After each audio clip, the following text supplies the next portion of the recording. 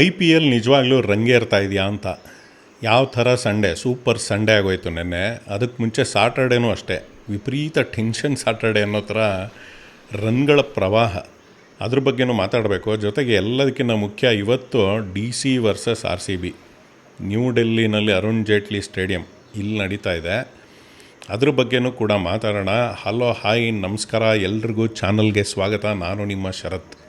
First ನೆನ್ನೆ match ಬಗ್ಗೆ ಮಾತಾಡೋಣ. ರಿವರ್ಸ್ ಆರ್ಡ್ರಲ್ಲಿ ಹೋಗೋಣ. ಏನು ಅಂತಂದರೆ LSG ವರ್ಸಸ್ ರಿಂಕು ಸಿಂಗ್ ಅಷ್ಟೇ ಆಡಿದ್ದು ನೆನ್ನೆ ಮ್ಯಾಚ್. LSG ವರ್ಸಸ್ KKR ಅಲ್ಲ, ಅದು ಲಕ್ನೋ ಸ್ಟೇಡಿಯಮಲ್ಲಿ ನಡೆದಿದ್ದು.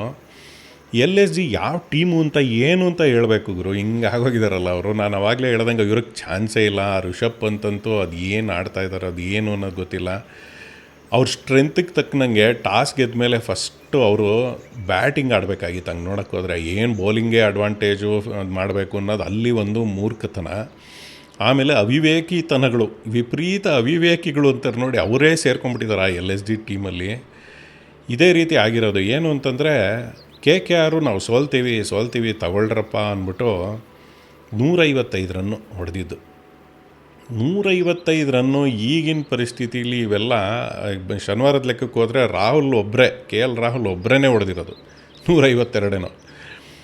ಈ ರೀತಿ ಒಬ್ಬೊಬ್ಬರೇ ಹೊಡೆಯೋಂಥ ಸ್ಕೋರು. ಇನ್ನು ಟೀಮ್ ಪೂರ್ತಿ ಆಡಿ 155 ಅನ್ನೋದು ಇನ್ಯಾವ ಕಾಂಪಿಟೇಷನ್ನು ಅಂತ ಅನ್ಕೊಬೇಕಿದ್ನ. ಇನ್ನು ಇಡೀ ಟೀಮ್ಗೆ ಇದು ಕಾಂಪಿಟೇಟಿವ್ ಸ್ಕೋರ್ ಅಲ್ವೇ ಅಲ್ಲ. ಇದನ್ನು ಚೇಸ್ ಮಾಡಿಕೊಂಡು LSG ಅವರು ಅದನ್ನು ಹೊಡೆಯೋಕ್ಕಾಗಲಿಲ್ಲ. ಇನ್ನು ಎಷ್ಟು ಡಿಪೆಂಡೆನ್ಸಿ ಆ ಪೂರಣ್ಣ ಅನ್ನೋ ಮನುಷ್ಯನ ಮೇಲೆ.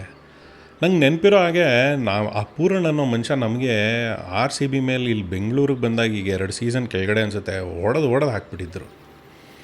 ಅದೇ ಆ DK ರನ್ಔಟ್ ಚಾನ್ಸ್ ಮಿಸ್ ಮಾಡಿ ಇವೆಲ್ಲ ಚೇಸ್ ಎಲ್ಲ ಮಾಡಿ ಆಗಿದ್ದಿದ್ದು ನಿಕೋಲಸ್ ಪೂರಣ್ಗೂ ಈಗ ಆಡ್ತಾ ಇರೋ ನಿಕೋಲಸ್ ಪೂರಣ್ ಈ ಸೀರೀಸಲ್ಲಂತೂ ಫಾರ್ಮಲ್ ಇಲ್ಲ ಅನ್ನೋದೊಂದು ಸರಿ, ಅದು ಫಾರ್ಮಲ್ ಯಾವ ಥರ ಇಲ್ಲ ಅನ್ನೋ ಥರ ಆಗೋಗ್ಬಿಟ್ಟಿದೆ. ಏನೂ ಆಡ್ತಾಯಿಲ್ಲ, ಒಂದು ಮ್ಯಾಚೂ ಹೇಳೋ ಹೆಸರಿಲ್ದಂಗೆ. ಅವಿವೇಕಿತನ ಅನ್ನೋದು ನಾನು ಅದನ್ನೇ. ಏನು ಅಂತಂದರೆ ಸೂಪರ್ ಓವರ್ ಬಂದರೆ ನಿಕೋಲಸ್ ಪೂರಣ್ಣ ಫಸ್ಟ್ ಕಳ್ಸೋದ ಇವರು. ಆ ಥರ ಔಟ್ ಆಫ್ ಫಾರ್ಮ್ ಮನುಷ್ಯನ ಇಟ್ಕೊಂಡು. ಏಡನ್ ಮಾರ್ಕ್ರಮ್ ಇದ್ದಾರೆ, ಆಮೇಲೆ ಮುಕುಲ್ ಚೌಧರಿ, ಆಮೇಲೆ ಮಿಚ್ ಮಾರ್ಷು, ಇವರೆಲ್ಲರೂ ಇದ್ದಾರೆ. ಇವ್ರನ್ನ ಬಿಟ್ಬಿಟ್ಟು ಯಾವ ಬೇಸಿಸ್ ಮೇಲೆ ಆ ನಿಕೋಲಸ್ ಪೂರಣ್ಣ ಕಳಿಸಿದ್ರಪ್ಪ. ಆ ಅಣ್ಣ ಮತ್ತೆ ಫಸ್ಟ್ ಬಾಲೇ ಔಟ್. ಅದು ಯಾರಿಗೆ, ಆ ಸುನಿಲ್ ನಾರಾಯಣ್ಗೆ. ಅದು ರೆಕಾರ್ಡ್ ಬೇರೆ ಇದೆ, ಅದು ಯಾವುದೋ ಲೀಗಲ್ಲಿ 6 ಬಾಲೂ 0 ಸುತ್ತಿದ್ರಂತ ಆ ಮನುಷ್ಯ. ಇದೇ ಥರ ಒಂದು ಸೂಪರ್ ಓವರಲ್ಲಿ ಸುನಿಲ್ ನಾರಾಯಣ್ ಅಗೇನ್ಸ್ಟು ಅವ್ರನ್ನ ಕಳಿಸಿದ್ದಾರೆ. ಇದೊಂದು ಅರ್ಥವೇ ಆಗಲ್ಲ. ಅವಿವೇಕಿಗಳು ಸೇರಿಕೊಂಡಿರೋ ತಂಡ ಯಾವುದು ಅಂತಂದರೆ LSG, including from their owners ಅನಿಸುತ್ತೆ. ನಿಜವಾಗ್ಲೂ ಅವರು ಚಾನ್ಸೇ ಇಲ್ಲ. ಆಡೋದನ್ನೇ ಬಿಟ್ಬಿಟ್ರೆ ಬಹಳ ಒಳ್ಳೆ ಒಂದು ವ್ಯವಸ್ಥೆ ಆಗೋಗ್ಬಿಡುತ್ತೆ. ಪಾಪ ಅಭಿಮಾನಿಗಳ ಕತೆ ಏನು. ನಿಜವಾಗ್ಲೂ ನೆನ್ನೆ KKR ಅನ್ನಲೇಬಾರ್ದು. ನೆನ್ನೆ KKR ಎಲ್ಲ ಆಡಿದ್ರು, ಬರೀ ರಿಂಕು ಸಿಂಗು. ಎಲ್ಲಿ ನೋಡಿದ್ರು ರಿಂಕು ಸಿಂಗೇ ಆಡ್ತಾ ಇದ್ದಿದ್ದು. ಎಲ್ಲರೂ ಆಗಲೇ ವಿಶ್ಲೇಷಣೆ ಮಾಡೋವಂಥ ಎಲ್ಲ ನಮ್ಮ ಯೂಟ್ಯೂಬ್ ವಿಶ್ಲೇಷಕರು, ಕಾಮೆಂಟೇಟರ್ಸು ಎಲ್ಲರೂ ಅದೇ ಹೇಳ್ತಾ ಇದ್ದಿದ್ದು, ರಿಂಕು ಸಿಂಗ್ ನೆನ್ನೆ ಏನು ಆ ಮನುಷ್ಯಂಗೆ ಅದಿದ್ರೆ ಮುಂಚಿನ ಮ್ಯಾಚ್ ಆಡಿದ ಕಾನ್ಫಿಡೆನ್ಸ್ ಹಂಗೆ ಒಂದು ಒಳ್ಳೆ ಇನ್ನಿಂಗ್ಸ್ ಹೆಂಗೆ ಕಾನ್ಫಿಡೆನ್ಸ್ ಕೊಡುತ್ತೆ ಒಳ್ಳೆ ಆಟಗಾರರಿಗೆ ಅನ್ನೋದು ನಿದರ್ಶನ. ನೋಡಿದ್ರೆ ನೆನ್ನೆ ಹೇಗಿತ್ತು ರಿಂಕು ಸಿಂಗ್ ಹೊಡೆದಿದ್ದು. ಎಲ್ಲದಕ್ಕಿಂತ ಖುಷಿಯಾಗಿದೆ ಆ ಲಾಸ್ಟ್ ಓವರಲ್ಲಿ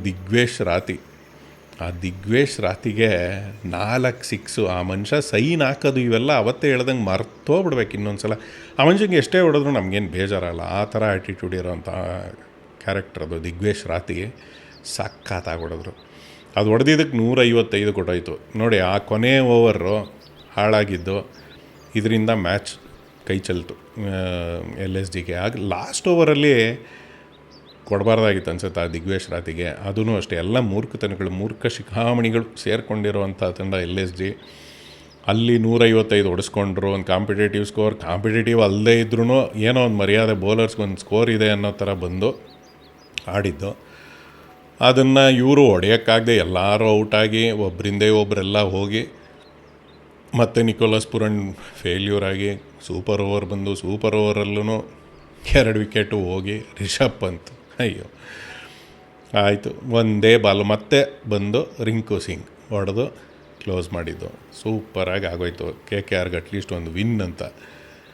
ಈ ಬಾಲಂಗೋಚಿಗಳು ಕೊನೆಯಲ್ಲಿರುವಂಥ ಟೇಬಲಲ್ಲಿ ಕೆಳಗಡೆಯಿಂದ 1-2 ಸ್ಥಾನದಲ್ಲಿರುವಂಥ KKR ಮತ್ತು LSG ಆಡ್ತಾ ಇದ್ದಲ್ಲಿ ಏನೋ ಒಂದು ನೆನ್ನೆ ವಿಶೇಷತೆಗಳು ಅಥವಾ ಅದರದ ಒಂದು ಪ್ರಾಮುಖ್ಯತೆಯೇ ಇರಲಿಲ್ಲ ಅಂದ್ರೂ ಒಂದು ಒಳ್ಳೆ ಮ್ಯಾಚ್ ಅಂತೂ ಆಗೋಯ್ತು. ಅವರಿಬ್ಬರು ಪ್ರೊಡ್ಯೂಸ್ ಮಾಡಿದ್ದು ಸೂಪರ್ ಖುಷಿ ಆಯಿತು.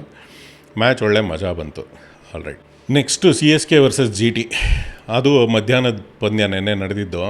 ಇದು ಒಂದು ಇನ್ನೊಂದು ನೀರವ ಅಥವಾ ಪೇಲವ ಪಂದ್ಯ ಅಂತ ಕರಿಬೇಕು. ಏನು ಪ್ರಯೋಜನವೇ ಇರಲಿಲ್ಲ ಅನ್ನೋ ಥರ CSK ಅವ್ರು ಓವರ್ ಡಿಫೆನ್ಸಿವ್. ಅದೇನೋ ಅವರ ಅರ್ಥವೇ ಆಗಲಿಲ್ಲ. ನೆನ್ನೆ ಆಗಿದ್ದು ಸ್ಟ್ರಾಟಜಿ ಎಲ್ಲ ಒಂಥರ ಸಿಕ್ಕಾಪಟ್ಟೆ ಡಿಫೆನ್ಸಿವ್ ಆಗಿ ಎಲ್ಲ ಮಾಡಿ ಋತುರಾಜ್ ಗಾಯಕ್ವಾಡ್ ಆಡ್ತಾ ಇದ್ದಿದ್ದು ಸ್ಟ್ರೈಕ್ ರೈಟು ಇದೆಲ್ಲ ಬೇಜಾರಾಗೋಯ್ತು. ಬಟ್ ಆ ಮನುಷ್ಯ ಅಟ್ಲೀಸ್ಟ್ ಒಂದು ಹಂತಕ್ಕೆ ಫಾರ್ಮಿಗೆ ಬರೋ ಥರ ಒಂದು 74 ಅಂತ ಕೊನೆಯಲ್ಲಿ ಹೊಡೆದ್ರು. ಫಸ್ಟ್ ಅದು ಪರಿಸ್ಥಿತಿಗೆ ತಕ್ಕನಂಗೆ ಆಡಿ ಎಲ್ಲ ಮಾಡಿರ್ಬೋದು. ಬಟ್ ಆಮೇಲೆ ಬಂದು ಏನೋ ಒಂದು ಆದ್ರೂ ಮಾಡಿ ಕಡಿದು ಗುಡ್ಡೆ ಹಾಕಿದ ಸ್ಕೋರ್ ಎಷ್ಟಪ್ಪ, ಮತ್ತೆ ಅಷ್ಟೇ 162 158 ಹೊಡೆದಿದ್ದು.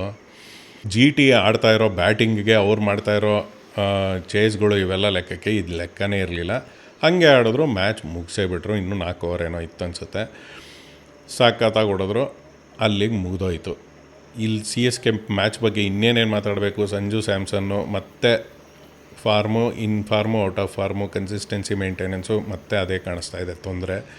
ಋತುರಾಜ್ ಗಾಯಕ್ವಾಡ್ ಫಾರ್ಮ್ ಬಂದಿದ್ದು ಓಕೆ, ಬಟ್ ಮಾಡಿದ್ದು ಇನ್ನೊಂದು ಮೂರ್ಖತನದ ಕೆಲಸ. ತಕ್ಷಣ ಸರ್ಫರಾಜ್ ಖಾನ್ನ ಇಂಪ್ಯಾಕ್ಟ್ ಪ್ಲೇಯರ್ ಅಂತ ಕರ್ಕೊಂಬಂದ್ಬಿಟ್ರು. ಅದು ಏನಕ್ಕೆ ಬೇಕಿತ್ತು ಅನ್ನೋದು ಗೊತ್ತೇ ಇರಲಿಲ್ಲ. ಅದರಿಂದ ಬೌಲಿಂಗಲ್ಲಿ ಅಖಿಲ್ ಹುಸೇನ್ ಒಳ್ಳೆ ಬೌಲರು, ಕರ್ಕೊಂಬರೋಕ್ಕಾಗಲಿಲ್ಲ.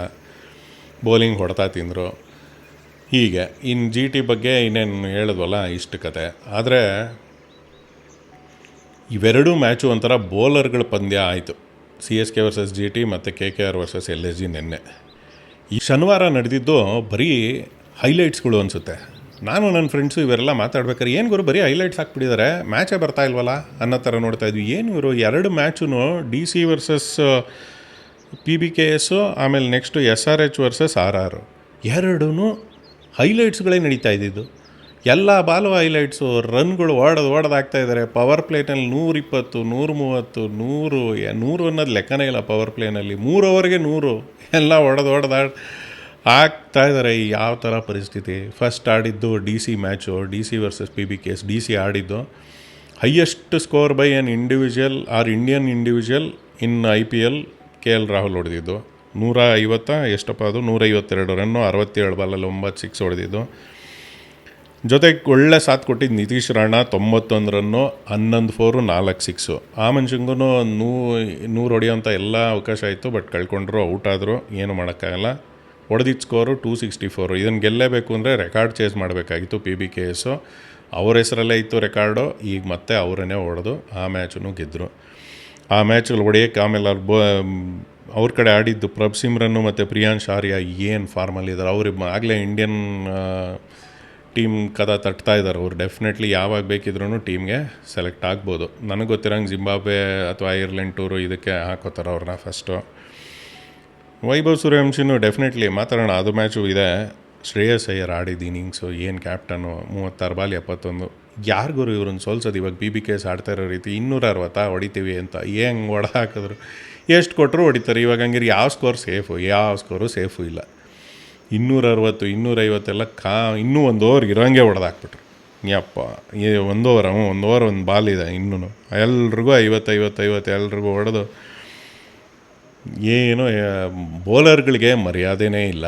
ಒಂಥರ ಮ್ಯಾಚು ಅನ್ನೋದಕ್ಕೂ ಮರ್ಯಾದೆ ಇಲ್ಲ ಅನ್ನೋ ಥರ ಆಗೋಯ್ತು. ಏನೋ ಒಂದು ಬೌಲರ್ಗಳು ಹೊಸದಾಗಿ ಕಂಡುಹಿಡ್ಕೋಬೇಕು, ಇಲ್ಲಾಂದರೆ ಏನೋ ಆಗಲ್ಲ ಅನ್ನೋದು ಈ ಮ್ಯಾಚಿಂದ ಗೊತ್ತಾಯಿತು.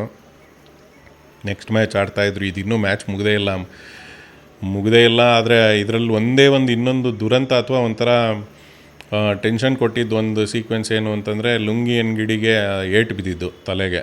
ಅದೊಂದು ಬಿದ್ದು ಆ್ಯಂಬುಲೆನ್ಸ್ ಎಲ್ಲ ಕರ್ಕೊಂಡು ಹೊರಟೋದ್ರು. DCಗೆ ಬೌಲಿಂಗಲ್ಲಿ ಹೊಡೆತ ಬಿತ್ತು. ಲುಂಗಿ ಗಿಡಿ ಇವತ್ತು RCB ಮ್ಯಾಚ್ ಮೇಲೂ ಆಡಲ್ಲ ಅಂತ ಬಂದಿದೆ ನ್ಯೂಸು. ಯಾಕಂದರೆ ಹುಷಾರಾಗಿದ್ದಾರಂತೆ, ಆದ್ರೂ ಅವ್ರಿಗೆ ಇವತ್ತು ಆಡೋವಂಥ ಅವಕಾಶ ಇಲ್ಲ. ಆದರೆ ಅವತ್ತಿನ ಮ್ಯಾಚಲ್ಲಿ ಮತ್ತೆ ಚೇಸ್ ಮಾಡಬೇಕಾದ್ರೆ KL ರಾಹುಲ್ಗೂ ಕೀಪಿಂಗ್ ಮಾಡೋಕ್ಕಾಗಲಿಲ್ಲ. ಅದು ಒಂದು ಸಮಸ್ಯೆ ಆಗೋಯಿತು. ಸ್ಟಬ್ಸ್ ಕೀಪಿಂಗ್ ಮಾಡಿದ್ರು. ಅವತ್ತು ಒಂಥರ ತೊಂದರೆನೇ ಆಯಿತು. ಯಾಕಂದರೆ ರಾಹುಲ್ಗೆ ಸಿಕ್ಕಾಪಟ್ಟೆ ಡಿಹೈಡ್ರೇಷನ್ ಆಗಿ ಆಡೋಕ್ಕಾಗ್ದೇ ಸಿಕ್ಕಾಪಟ್ಟೆ ತೊಂದರೆ ಅನುಭವಿಸಿದ್ರು. ಅದನ್ನು ನಾವು ಕೂಡ ನೋಡಿದ್ವಿ. ನೆಕ್ಸ್ಟ್ ಮ್ಯಾಚಲ್ಲಿ ಇಷ್ಟೆಲ್ಲ ಕತೆಗಳೆಲ್ಲ ನಡಿಬೇಕಾದ್ರೆ ಅದು 7 ಗಂಟೆಗೆ ಮುಗಿಯೋ ಮ್ಯಾಚ್ 7:40 ಆದ್ರೂ ಇನ್ನೂ ಆಡ್ತಾನೆ ಇದ್ದಾರೆ. ಇಲ್ಲಾಗ್ಲೇ ಸೂರ್ಯವಂಶಿ ಸ್ಟಾರ್ಟ್ ಮಾಡ್ಕೊಂಬಿಟ್ಟು ಹಂಗೆ ಸ್ಟಾರ್ಟಿಂಗೇ 6th ಗೇರು ಮನುಷ್ಯ. ಅವರು ಸೂರ್ಯವಂಶಿಗೆ ಆಡೋಕ್ಕೆ ಬರೋದೇ ಒಂದೇ ಥರ ಹೊಡಿತಾಯಿದ್ರು. ಏನು ಸರಿಯಾಗಿ ಹೊಡೋದು. ಅದು 37 ಬಾಲ್ 103 ರನ್ನು. ಈ ಫಸ್ಟ್ ಇನ್ನಿಂಗ್ಸಲ್ಲಿ ಸೆಂಚುರಿ ಹೊಡೆದ್ಬಿಟ್ರು ಅಂತಂದರೆ ಯಾರಾದರೂ ಅವ್ರು ಮ್ಯಾಚ್ ಸೋತರು ಅನ್ನೋದೇ ಲೆಕ್ಕ ಅನ್ನೋ ಥರ ಆಗೋಯ್ತು. ಕೆ ಎಲ್ ರಾಹುಲ್ ಇದೇ ಕತೆ ಆಯಿತು. ಇಲ್ಲೂ ಹಂಗೆ ಅವತ್ತು ನಮ್ಮ ಮೇಲೆ ಸಾಯಿ ಸುದರ್ಶನ್ ಹೊಡೆದಾಗ್ಲೂ ಅದೇ ಥರ ಆಗಿತ್ತು.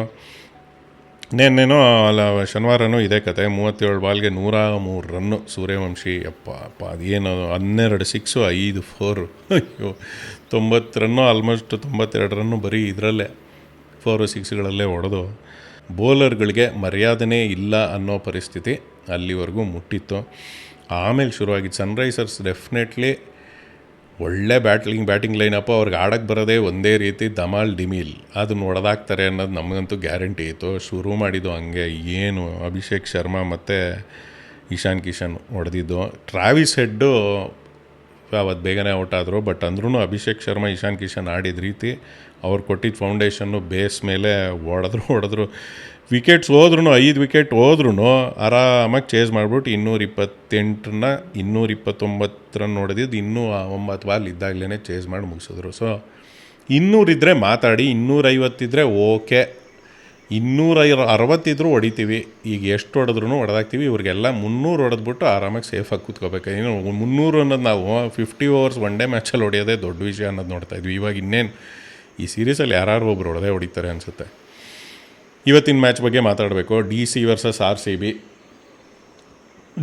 ನಮ್ಮ ಮನೆ ಹುಡುಗ ಮತ್ತು ದತ್ತುಪುತ್ರ ಮತ್ತು ಮನೆ ಮಗ, ಇದು ಅಲ್ಲಿ ಇವಾಗ ಡೆಲ್ಲಿಯವ್ರು ಹೇಳ್ತಾ ಇರ್ತಾರೆ.